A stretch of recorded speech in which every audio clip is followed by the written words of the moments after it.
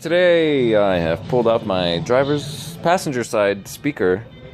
You can see it's kind of floppy there because these are riveted on here. This is basically, it's like MDF. Those rip through, Miranda's laughing, and I need to get these out, and I don't have a drill on me, so I'm just going to use some dikes as they call them. Today we're going to be changing out our OEM speakers for aftermarket speakers. I have Pioneer TS A1675R 3-way speaker, 300 watt maximum. That's, you know, if you're pushing it through an amplifier. And the size of these are 6.5, and they will fit up to a 6 3/4. These speakers, if I understand correctly, are 5 inches, which is kind of a weird size. Very easy to remove the door, and the good news is that there's actually holes for 6.5 inch speakers on the some year of 240. I think the later years of the 240s. I know the older ones used 4.5 inch speakers. So we're going to basically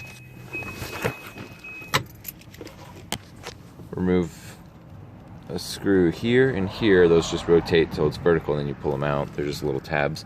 It kind of pops in here and here in the corners. There's a screw here, here, and there. Torx. You pry that out. We'll pry this out. This whole armrest is going to rotate 90 degrees up and come out. And unscrew that. Pop 4 tabs that are holding the door panel in place. This can stay, and then the panel comes up and out. You'll unplug the speaker. It'll be attached to the, it's like a MDF. That's kind of what it looks like.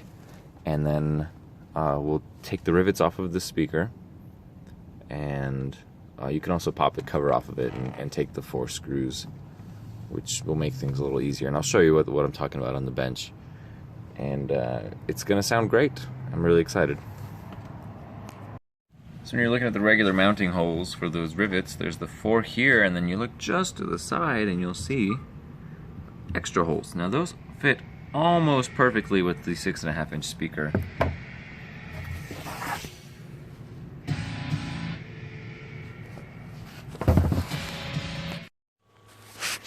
Pretty dirty door panel here. You can see stains, a little bit of a darker spot. Here's where the armrest was around the speaker. It's pretty ugly. I'm going to be using this Tough Stuff. It's a carpet cleaner, stain remover, yada yada. It's got a nice little brush here, which is fairly stiff. And we will see how well it takes out those stains. And then there's some dirt on the bottom here. That was a really, really excellent opportunity to just clean everything. It's better than it was. Won't be perfect, but it still looks pretty good for being 23 years old, just about. One major concern people have about installing aftermarket speakers is the depth, because you don't want the windows to interfere with the speaker. So if you look here, you can see that it's not that much deeper, but it does sit a little further out than the other speaker would. Say between here and here. Yeah, so it sits about the same space in, and I'll show you when I get this one put on the panel on the driver's side now. I'm just going to clean that up,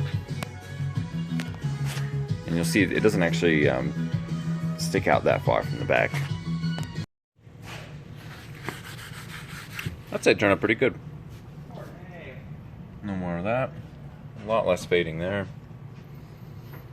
Perfect.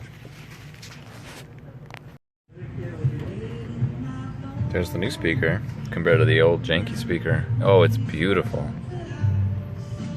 The much easier way to get to this. Pop off that cover. There's 4 screws holding the speaker down to the riveted back plate, and then you can hit it with the dikes right there. Knock that baby out. Okay, one bit of good news is that you don't have to cut the back there here to fit. You know how it's larger like that? Because there's this is raised, this is lower, and that's slightly raised. So what someone's done, and that's where your holes line up on the door. It's incredible. I mean, they have the doors with holes, and they use the wrong holes here. So that will fit here.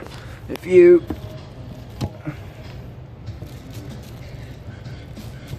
first put the wires through, like that. Let me get my focus. Oh, come on, phone. There we go. And so the way it's gonna sit is it sits flat on the right and almost flat on the left, a little bit of a taper.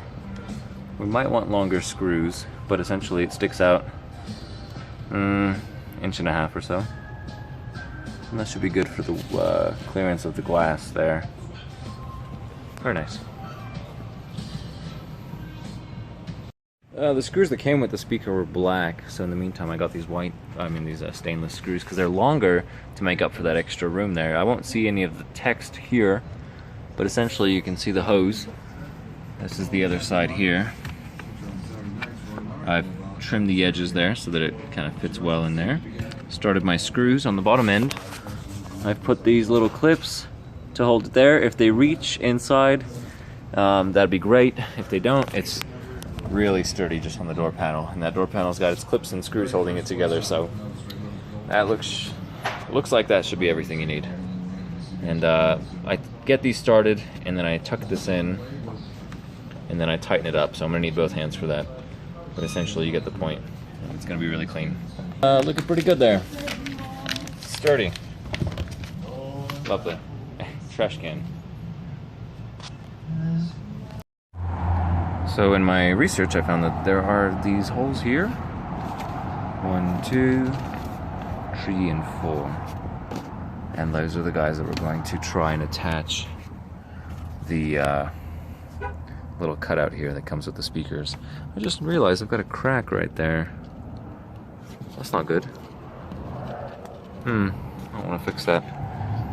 Yeah, so anyways, I want to move that out of the way.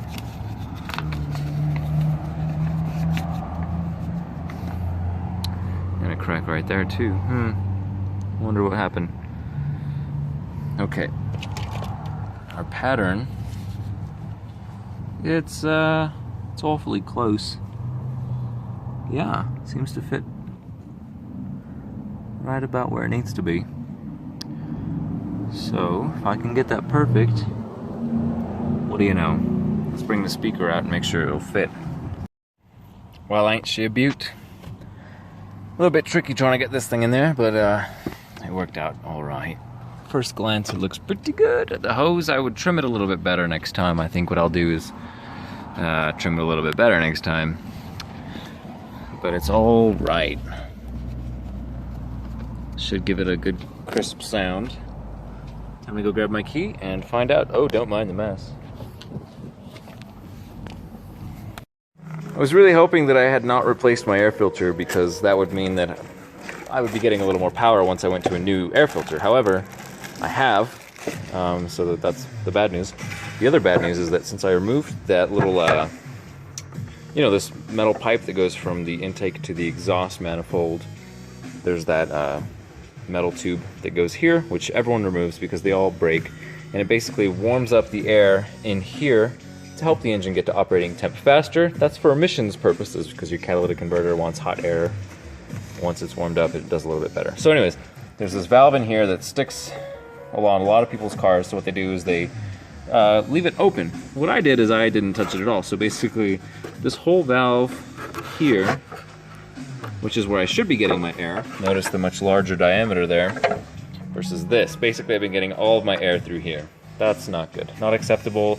Loss of power, loss of airflow, etc., etc. Fuel economy sucks on my car. It's like 19 miles per gallon. I know that it's got an automatic, and hopes and dreams go in, crushing disappointment comes out.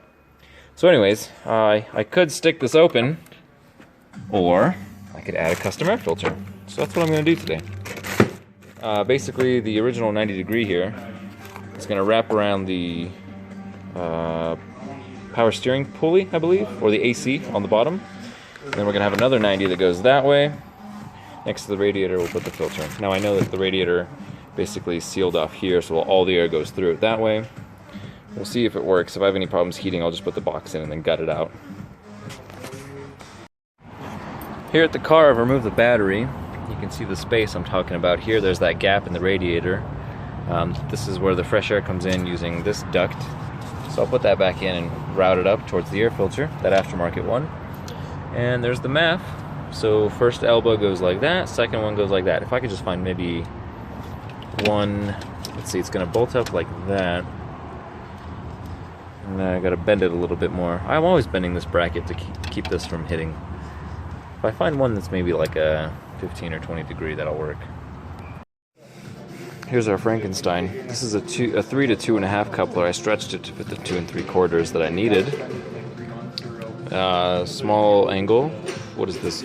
20 degrees? 22 degrees. And then a straight. Let's go see how it fits. Alrighty. One last look. It's all bolted in. First hose is a little sideways, but essentially I got it to fit. It's touching those wires, which are on the battery cable, and barely. But it's in. It's happy, I'm happy, and I'm going to bed. Alrighty, I just got home, and let me tell you, I really enjoyed having power at high RPM. You know, it was starving for air, and it was just kind of losing power right above 2,000 RPM, which really isn't that high if you think about it. So accelerating was a breeze. Loved it. I can't say, maybe 5 or 10 horsepower more, but basically it's where it should be. Temperature looks good. I'm going to find out a little bit more on that once I get it on the highway. And shout out to Brian. Just got off the phone with him in Arizona. He bought a 122 and it's gorgeous. He's on the right track with it. So thanks for watching, Brian. And yeah, feel free to shoot any comments, questions, concerns. I know I bought the cheapest Spectre kit out there, but hey, employee discount. Go team. All right, everybody. Have a good night.